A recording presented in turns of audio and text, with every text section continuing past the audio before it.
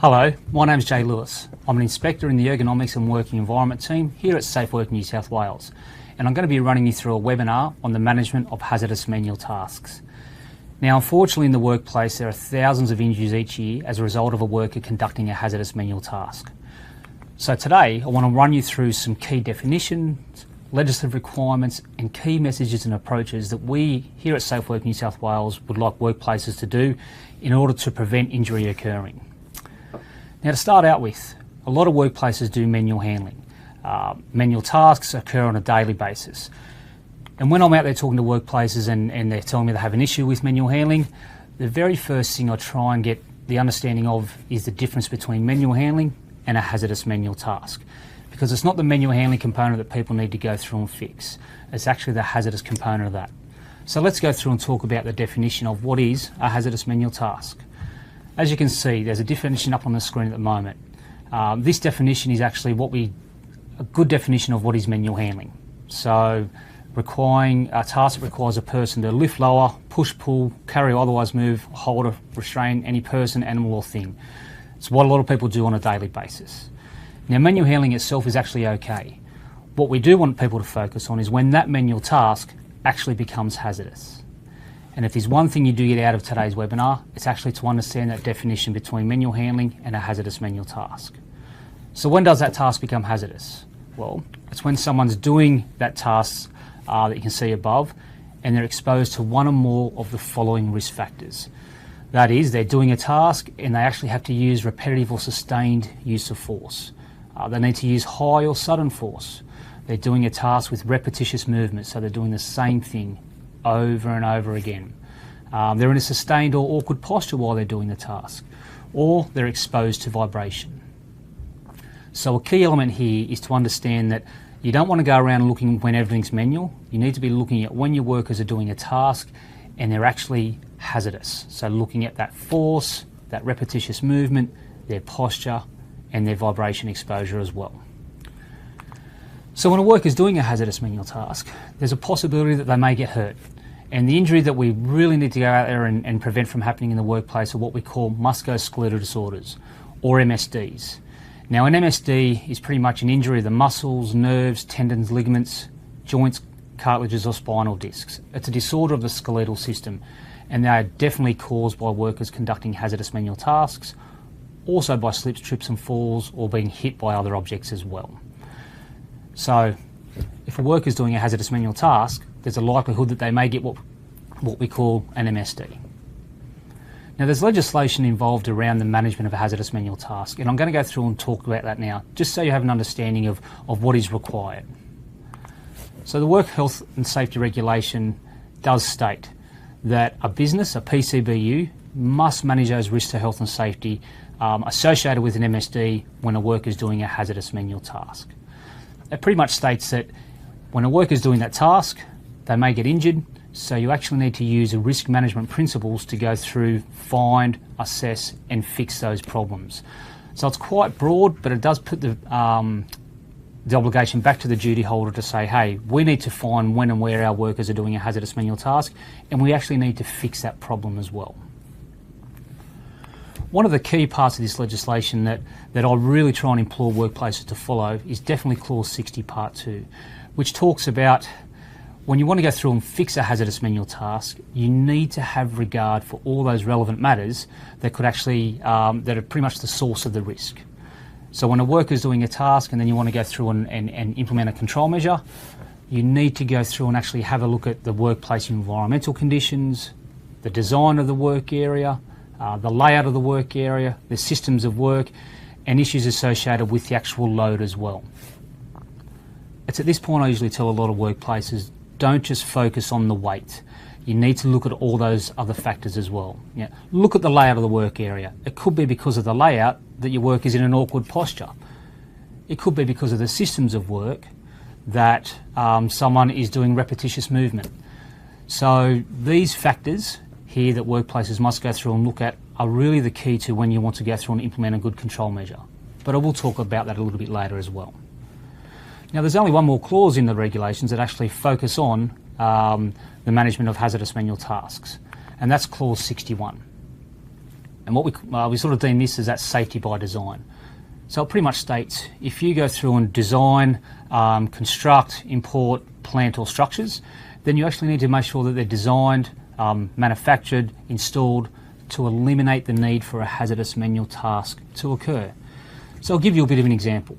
You want to go through and there's a whole new landscaping being designed for a site, hospital, local council.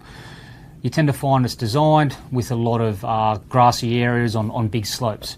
Well, the people that are maintaining that actually need to go through up and down the slope with the mower. A lot of force is required, there's repetition, they're exposed to risk, they could get hurt. So what we have seen before where people design it properly and they actually have mulch instead of grass, so therefore they eliminate the need for a hazardous manual task to occur. So whenever you are designing something, a new structure or a new system of work, you need to go through and look at the end user. As a result of this plant or this system of work or this structure, will they be in an awkward posture? Will they be exposed to high force? Will there be vibration as well? So there are those obligations there to go through and look at the end user, consult with those workers who are going to use it to actually design out any issues in the first place. Now we do find that's usually a lot cheaper and you get a lot more buy-in from your workers when that's done properly as well. One of the key messages that we talk about in relation to managing of hazardous manual tasks and any safety issue in a workplace is consultation with your workers. It's a key component. It's those principles that we pass on to every single workplace. Workers should be that key source of information about their demands of the job, the hazards they're exposed to, and actually how to fix them as well. Many times when I go out on site, one of the first things I do when I'm actually up there talking to the workers, and this is a really good example, is to say, if you were doing a task, how would you do it differently? What's the easiest way that you could go through and do it? And a good example would be the photo you see on your screen now. This worker was placing metal rods from a pallet into a box. Wasn't overly heavy. Yeah, there was some repetition involved, but the posture of the worker was greatly affected because he was continually bending down and placing into a deep box. And I walked up and I said, if you were to do this job differently, how would you do it? And the answer came back, well, the company that cuts up these rods for us, why can't we just package it on the pallet it already comes on? I don't need to be bending over and placing it into the bottom of the box. I was standing in that workplace with the managing director. He looked at me, spoke to the worker and said that's something they could pretty much implement straight away.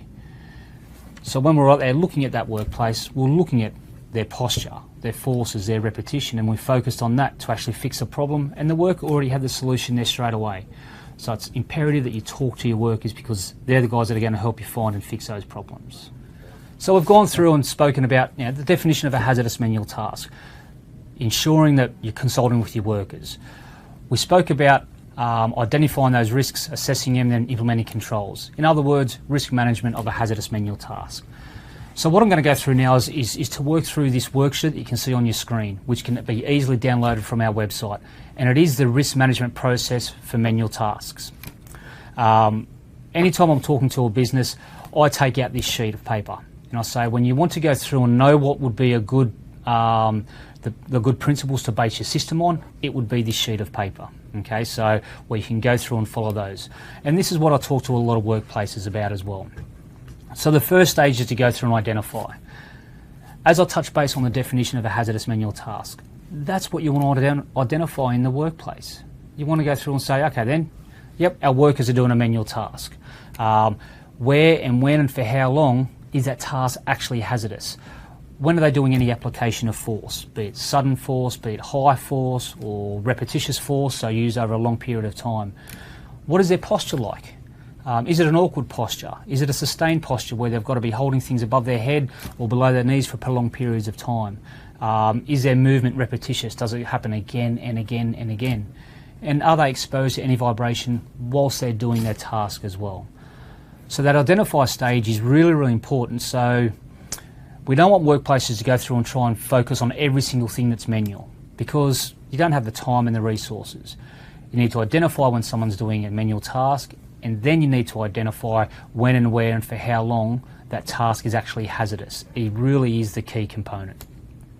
So once you've gone through and said, yep, we've identified some of these, we've gone through and we have some possible tasks here we want to go through and focus on. One strategy we tell a lot of workplaces to do is actually to go through, and you've identified some, but then you want to know which tasks do we really need to go through and fix. Assess and then go through and fix those tasks.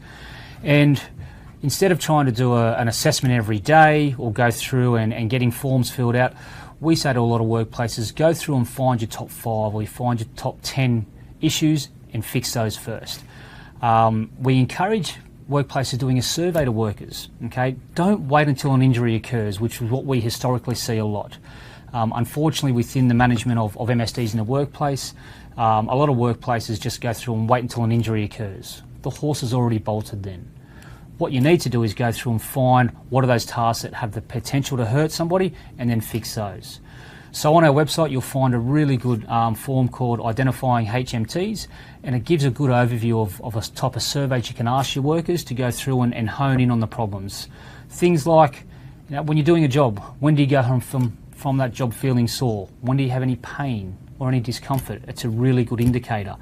Asking workers, what jobs do you think you may get hurt from? And what are those other jobs that you think, I'm going to chuck a sickie on that day because the job I'm doing, I think I'm going to get hurt. Those type of questions are really good to go through and identify those tasks that may hurt people. Look at some observations.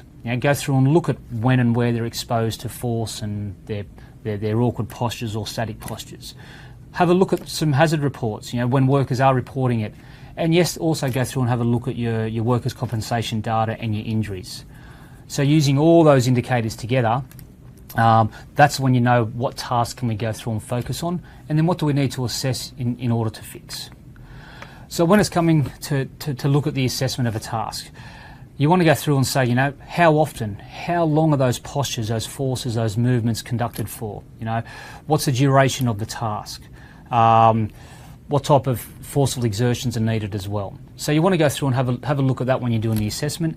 And then you need to be identifying the root cause of the problem. So when you're looking at that, you want to go through and say, what are the systems of work involved here? What's the workplace design and the workplace layout? What are those environmental conditions that we're exposed to? And what about the load we're handling or the things we're handling? What are the characteristics of those as well? So it's actually understanding that source of the risk is really the key. And unfortunately, it is one of the areas that we see workplaces, they don't focus overly on. It's more about just saying, yep, someone's doing a manual task, quick, we better go through and give them training. They don't take that time and effort to actually look at the source of the risk. It's great to go through and identify. It's good to go through and assess, identify that source of risk. It's not really worth it if you don't go through and fix the actual problem. So the next stage of that risk management process is actually to identify and implement control measures. So this flowchart, which is out of the code of practice for managing risks, is a great flowchart. It's what we call the hierarchy of hazard control. And it's this flowchart and this hierarchy that I always implore workplaces must and should follow. Okay, so as you can see, when you're looking to go through and implement a control measure, the best thing you can do is eliminate the hazard first. When we talk about eliminate the hazard, in other words, you're eliminating the potential of something to cause harm or injury. So wherever you can, get rid of it. Case in point would be that example I used before. 45-degree slope where people needed to mow, still had the slope, no more mowing, so they've actually eliminated it just by putting vegetation in there instead. So I always say to workplaces, you should be going through and following this hierarchy of control. Wherever possible, you eliminate the hazard. If that's not reasonably practicable, then you want to go through and implement what we call a level 2 control. Can you isolate the hazard from somebody? Can you substitute it for something less hazardous? Can you, eliminate or reduce the hazard through engineering means? And then the last in the hierarchy control is what we call a level 3 control, the administrative controls and PPE. And unfortunately, this is where we see the majority of the manual handling related controls. They're focused more around that admin. They're focused on writing a policy or writing a procedure or offering training. And what we say to workplaces is you need to work through that hierarchy. You need to go through and actually have a look when and where can you eliminate or reduce it through a higher means. Because the higher up this hierarchy you are, the less reliant you are on human behaviour and the more reliable the control measure is and the biggest level of protection that it offers your workers. In other words, they're less likely to get hurt as well. So there's some key approaches that we like workplaces to follow. Whenever you're out there and you say, yep, we want to fix a problem, we don't want to hurt our workers, your key approach shouldn't be trying to fix the manual task. Your key approach should be saying what we need to do is eliminate or reduce a worker's exposure to that repetitive or sustained force, or that high or sudden force. Where and when and for how long can we eliminate or reduce that exposure? How about the repetitious movement? Can we eliminate or minimise that repetitious movement? What about their postures, sustained or awkward postures? How can we go through and eliminate or reduce exposure to their sustained or awkward postures? And how can we go through and eliminate or reduce their exposure to vibration? So your key approach should be looking at those risk factors and eliminating or reducing exposure to those. And how do we do that? When you're implementing a control measure and you want to focus the control measure, it should be aimed at one or more of those factors that you can see. Okay, if your control measure doesn't go through and focus on the design or the layout of the work area or the systems of work, or it doesn't focus on the environmental conditions in the workplace, or it doesn't go through and tackle the nature of the load, the size, the weight, the number of things being handled, then you're actually not attacking the root cause of the problem. As I stated earlier, it's because of those sources of risk that a task is hazardous. So, if you wanted to reduce the likelihood of injury, your control measure needs to be focused on those sources of risk. And that is one of the most important things that I really implore workplaces to go through and make sure they're doing. So if you have a reporting system out there and you've got to go through and report on certain things, one of the questions I ask a lot of workplaces, do you go through and report on the level of control that you actually implement? Do you go through and report and mark off against that source of the risk? Because I will reiterate, Clause 60 Part 2 of the regulations actually state you need to go through and look at those things. And the beauty of that is it actually gives you the answer of where you can focus your control measure on. So when you're developing control measures, as I've stated a few times, identify the cause, identify that source of risk. Is it the design? Is it the layout? Is it the systems of work? Please consult with your workers and others as well. You may be in a business where you have other business units or other work areas. Talk to those guys. They may have different solutions. They may be able to look at it differently for you. Talk to suppliers, manufacturers. I will let you know your workers are going to be your key source of information as well. So when you're developing the control measures, talk to them. Ask the ideas from them. One thing I say to a lot of businesses are when it comes to control measures, think of utopia. Think of what the best thing looks like and then aim for those principles. And your workers will already have those solutions ready to go in their head anyway. Much like that gentleman did that when I went out to the warehouse. He'd already thought of a better way of doing it. He was just never asked before. And the reason why he was never asked is because they never had an injury in that section. As soon as I walked out, I identified that they were exposed to those risk factors of posture and repetitious movement. So talking to the workers is the best way to develop your control measures. And please trial before implementation. I've seen too many workplaces go through and have fantastic intentions. You know, buy a new lifter or buy a new aid or implement a whole new process or redesign something. But they actually haven't trialled it first. They haven't spoken to their workers. And once it's implemented, unfortunately, if it doesn't go right, then the workers are like, why do they buy this for? It doesn't work. Or why do we change this for? It doesn't work. And then the workplace turns around on the flip side and goes, oh, the workers don't follow what we've implemented. Far out, all the workers are recalcitrant. That trialling and obtaining feedback usually gets things done a lot quicker, a lot cheaper, with better buy-in from all parties. So please, trial before you actually go through and buy something. You may have the best intentions, but if your execution's poor, then those intentions go out the window, unfortunately. Look for different ways of doing it. Talk to people in different industries wherever possible. Think outside the square and go, when I'm doing a control measure, will that eliminate the force on the worker? Or how will that affect the worker's posture or their movement? That's where you need to focus your mindset on the controls. Find out what others are doing. As I said, suppliers, manufacturers, they're a great source of information as well. One of our other key messages in relation to control measures that we do try and get across is do not just rely on lifting technique training as its own as a control measure. A couple different reasons. First and foremost, the risk factors are not changed. If you go through and say, yep, before you start work, we're going to give you training, bend your knees, keep your back straight. This is how you reach smartly or properly. But then your work process means that everything's below their knee height or above their shoulder height. There's a lot of reaching, there's a lot of force involved. Those risk factors aren't changed just because you provided some training. Okay, so, and the research is there. There's evidence that states lifting technique training on its own is not an effective control measure for reducing the likelihood of a worker getting injured. You need to go through and implement a higher order control.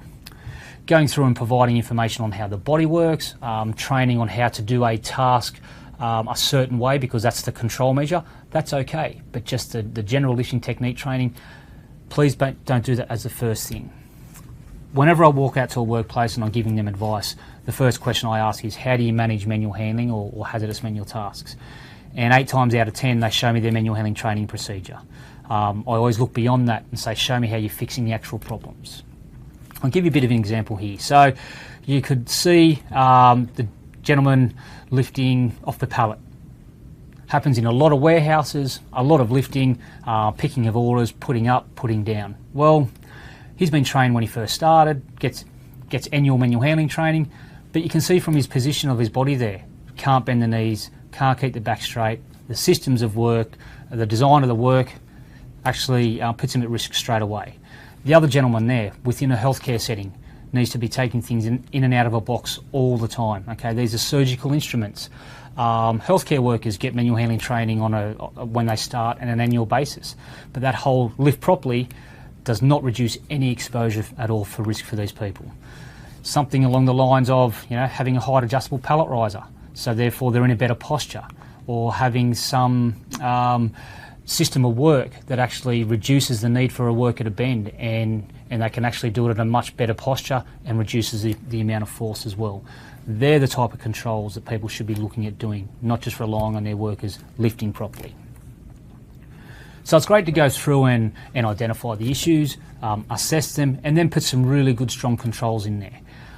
One of the last stages of the process is to make sure you go through and maintain or implement, maintain and review those control measures. So once you've implemented a control measure, you need to go through and say, yes, is it working effectively? Have we reduced the amount of risk our workers are exposed to? Is this control fit for purpose? Some good examples are when workplaces usually go through and buy lifting aids or trolleys. The casters that they buy on the trolleys may not be fit for purpose. They could add an issue. So you need to go through and make sure you're doing that. How is it set up? Is it used correctly? Are there proper ways of go through and doing it as well? Once again, on our website, we do have a great 1-minute employee survey where you can go through and ask the workers, have you seen the control measure? Does it work? Would you make any changes to it? Get that feedback. That consultation and that feedback is definitely needed in order to make sure that you're maintaining the control measures. You need to go through and review and revise those control measures as well. If the control measure doesn't work as intended, okay, so in other words, someone does get injured or they're still exposed to those risk factors, we need to review it, we need to revise it. Any change that poses a risk, so you want to go through and change the layout of your work area, you need to make sure your control measures are adequate. If there's a new hazard identified, all there's some outcomes of consultation. So the workplace and the workers consult and say, yep, we need to go through and relook at something because we're still getting hurt or we think we still may get hurt. So it's really important to make sure that when you're following that risk management principles for managing hazardous manual tasks, you do review, you do revise and you maintain those control measures so they are effective. So I've spoken about a few resources today. Please jump onto our website. We do have many there in relation for the management of hazardous manual tasks. That 1-page risk management worksheet. We also have a 2-page assessment form and a short, sharp information pack on hazardous manual tasks. That's pretty much the toolkit that I go through and give workplaces when I'm going out on site. We also do have a fantastic program that we go through and promote to workplaces, and we run free training workshops on as well, and that's called PERFORM, which stands for Participative Ergonomics for Manual Tasks. Now that is a program that's been developed by our counterparts in Queensland that goes through and puts a program together for the effective management of hazardous manual tasks in the workplace. by using participative ergonomics to include your workers to find and fix the problems. So we have those 3-hour workshops all around the state. Please jump onto our website now and book into one of those. You pretty much get the information you've got today, plus a lot more as well. Finally, although all care has been taken to ensure that the information in this webinar is correct at the time of publication, the laws do change over time, and you need to ensure that you are accessing the most current legislation to ensure that the information is up to date. The information contained in this presentation is provided as a guide and does not necessarily represent the views of Safe Work New South Wales. This webinar is for educational and development purposes only. Thank you for watching this Safe Work New South Wales webinar.